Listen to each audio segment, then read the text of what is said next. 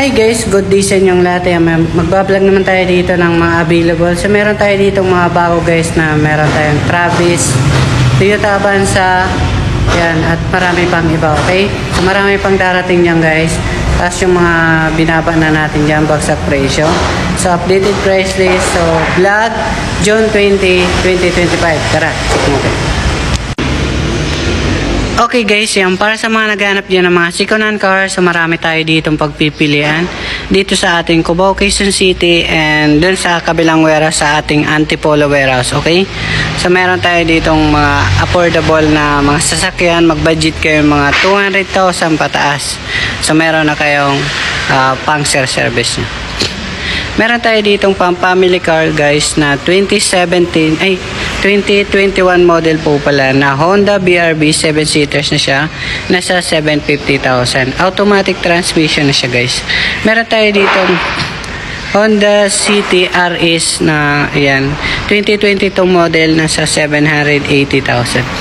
Meron naman tayo ditong Honda City Ace Automatic. Mga push start na rin sila guys. Nasa 655,000. Meron naman tayo ditong Ford Everest. Titanium na siya guys. Naka sunroof. 2017 model automatic. Nasa 765,000.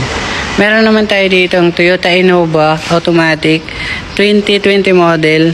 Nasa 860,000. Okay.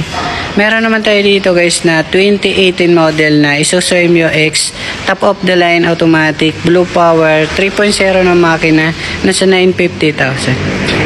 Meron naman tayo dito guys na 2020 model na Toyota Rush G 7-seaters automatic push start na siya nasa 720,000.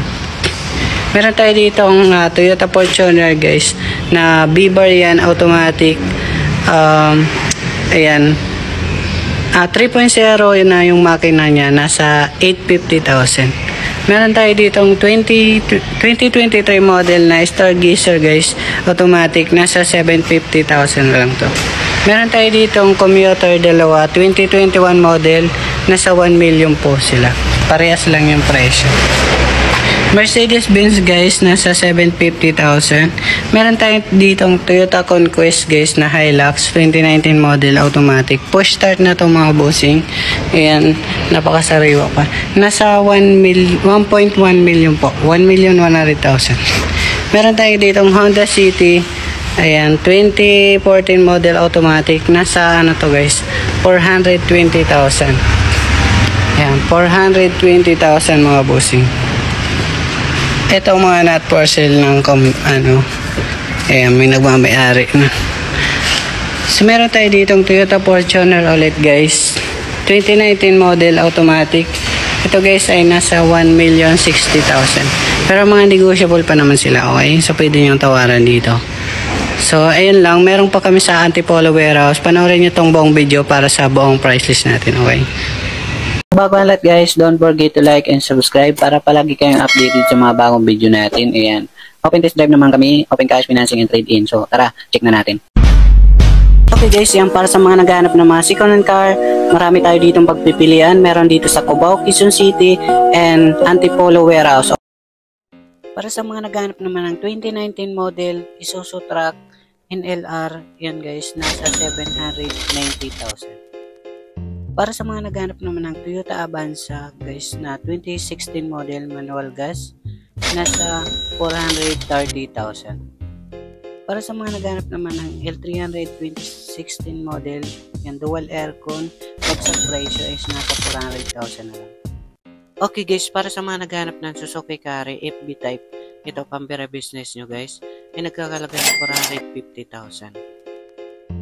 Para sa mga naghanap naman ng 2022 model ng Honda City RS, ito guys, maangas pang binata, ay nagkakalaga ng 780,000. Para sa mga naghanap naman dyan ng van automatic 2017 model na Hyundai Grand Starex PGT automatic transmission, ay nagkakalaga ng 820,000. Para sa mga naghanap naman dyan ng Mercedes-Benz, ayan, 1998 sports car po ito mga busing, ay nagkakalaga ng 750,000. Para sa mga naghanap naman dyan ng 2019 model na Toyota Altis G, yan, sedan, automatic transmission, ay nagkakalang 720,000. Para sa mga naghanap naman dyan ng Ford Everest, titanium na ito mga bossing. Yan, automatic transmission. Ay nagkakalaga ng 765,000. Para sa mga naghanap naman ng Isuzu MU-X guys, yan, top of the line, 2018 model, ay nagkakalaga ng 950,000. Para sa mga naghanap naman ng Suzuki Celerio 2012 model automatic transmission, ay nagkakalaga ng 240,000. Para sa mga naghanap naman ng Honda City Ace automatic, yan guys, sariwa pa, ay nagkakalaga ng 655,000. Para sa mga naghanap naman dyan ng Toyota Hilux Conquest 2019 model automatic transmission, ay nagkakalaga ng 1,100,000. Para sa mga naghanap naman dyan ng medyo mura na Mitsubishi Montero Sport 2009 model 4x4 yan, nagkakalaga ng 545,000.